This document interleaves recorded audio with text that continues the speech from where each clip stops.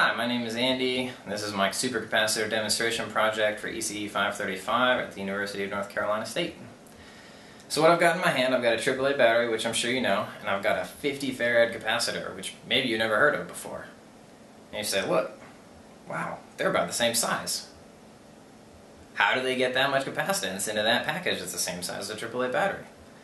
Well, there are two things different about a supercap as opposed to a normal capacitor. One is the dielectric material is an electrolytic fluid instead of your typical dielectric solid, and so they've increased that dielectric constant by about 1,000. The other thing is that the plates, we'll call them plates even though they're not plates in a traditional sense inside of this capacitor, are less than an angstrom apart. And so as you get those plates really close together, increasing the capacitance. They're like, awesome. Let's take all the AAA batteries and let's replace them with supercapacitors, especially the rechargeable batteries. And you say, well then I don't need a charge manager, I can just charge the capacitor however I want, whereas the battery's got to have all the different conditioning phases and I've got to know when to stop charging it, otherwise I'll break it. I can charge a capacitor and discharge it 500,000 times and it'll be fine. A battery, if I get 500 charge and discharge cycles, I'm happy. I can discharge a capacitor as fast as I want. I can take all the current out of it in a second or over the course of the day. The battery, if you discharge it too quickly, you're going to damage it and you're going to get less charge and discharge cycles out of it. And that's true, and that's great. But the battery, as you discharge it, has a constant voltage. Whereas the capacitor, as you discharge it, it's a capacitor, it's going to decrease. The usefulness there is that with the battery, you could run your circuit just straight off the battery. You don't need any power controlling circuitry or any charge a boost to keep it constant. You can just run off the battery. You probably wouldn't, but you could. The other difference is that the battery density, the charge in the battery is a lot higher. So you put this battery in a flashlight and it's going to last for 30 hours. You put this in a flashlight and it's going to last for 1 hour. And so you're like, well crap, what am I going to use this for at all?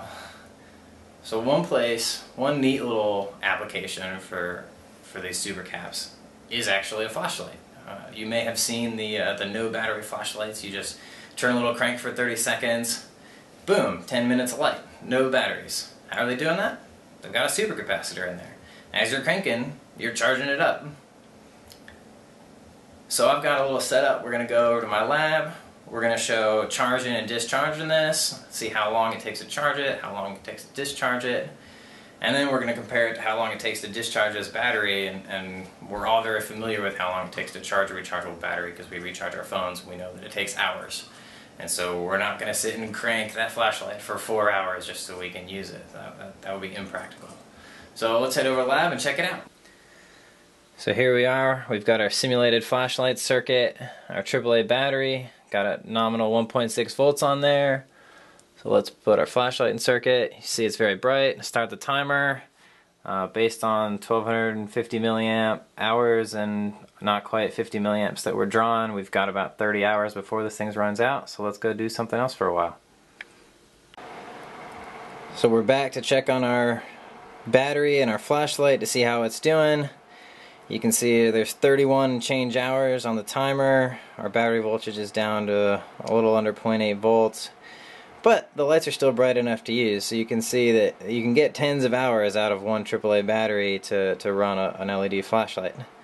Now let's go ahead and compare that to the supercapacitors. So let's start charging up our supercapacitor. We're going to charge it 2.3 volts like you can see. We're going to give it 500 milliamps. It's going to take a couple minutes, so I'll pause the video and we'll be back when it's about done. So we see the current tapering off. That means the capacitor's almost full. We're right up at our 2.3 volts. So now let's see how long we can discharge it. We'll just put our circuit in here. Boom, see the lights are bright. Put a little lap in and see how long it goes, and we'll be back as soon as it's done discharging. So we're starting to run out of charge, down around 3/4 of a volt. The lights are still on, but dimmer certainly than before. But you can see that this is a viable technology for our no battery flashlight. I hope you learned something from this video about supercapacitors, and I thank you for watching.